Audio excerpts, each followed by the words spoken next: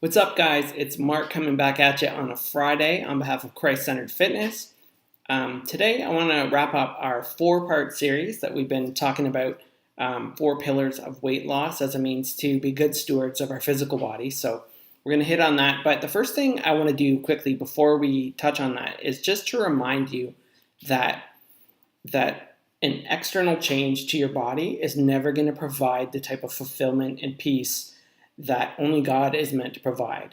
So if you're looking for weight loss to be your ticket to the ultimate happiness, I'm just going to tell you it's never going to do that. Just the same way that money can never be your ticket to ultimate happiness. Can it be a contributor? Can it be a great thing? Can it be a tool to further the kingdom of God? Of course.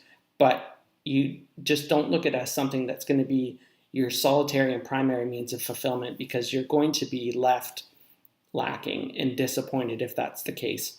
So again, if you put your eyes on God and focus on, improving your physical health as a means to fulfill His purpose in your life, then you'll find yourself to be a lot more pleased and patient with the results. So there's that. So we're going to move on to the final pillar today of weight loss. Now, the first one was calorie deficit, eating fewer calories than you burn. The second one was resistance training or weight training as a means to help maintain the muscle mass as you lose fat, maintain your bone density as well. The third one is getting an adequate protein intake to, again, help spare muscle mass, keep you full, and stuff like that. And finally, today we're going to talk about cardiovascular exercise. So I just want to come back to point one and say that we need to remember that if we're trying to lose weight, that a calorie deficit or eating fewer calories than you burn is going to be the most imperative thing to drive weight loss.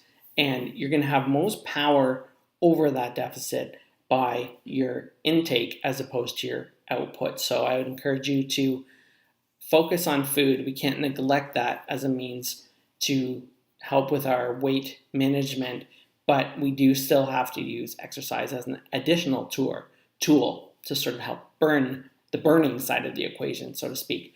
So when it comes to cardiovascular exercise, there are a lot of benefits. It can help with your, obviously, burning more calories and helping with your body weight. It can help maintain your cardiovascular health, which is critical. And though you might see in the media that there are a number of things touting the fact that resistance training can stimulate your heart, yes, it can, but I don't believe that the stimulus is totally the same. And I don't feel that one completely can compensate for the other. So I would encourage you to get both. There are also benefits to your blood sugar as a means of driving down your blood sugars if you have higher blood sugars or struggling with things with type 2 diabetes and so on.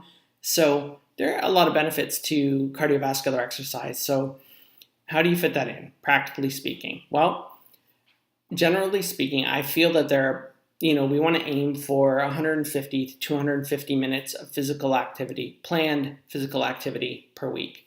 Now, that doesn't all have to be, first of all, it doesn't have to be immediate, and it doesn't have to be, really intense for all of it.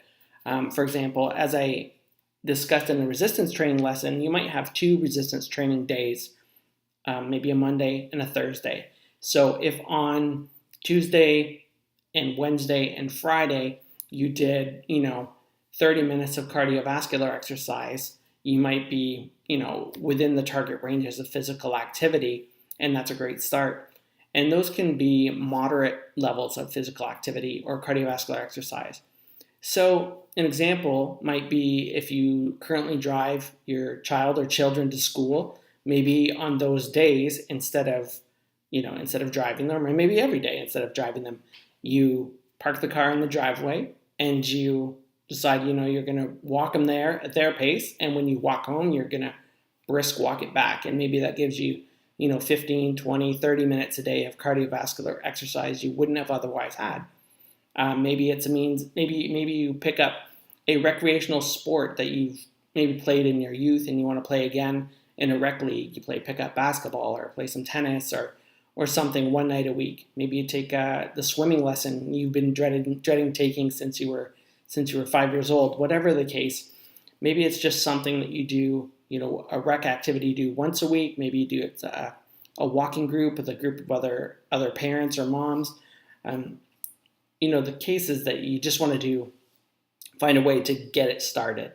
Now, there's a lot of stuff in the popular media that suggests high intensity interval training is better for weight or fat loss than lower intensity, long duration exercise. And while there may or may not be some truth to that, the real point I want to drive home today is that it's much better to be doing something than nothing.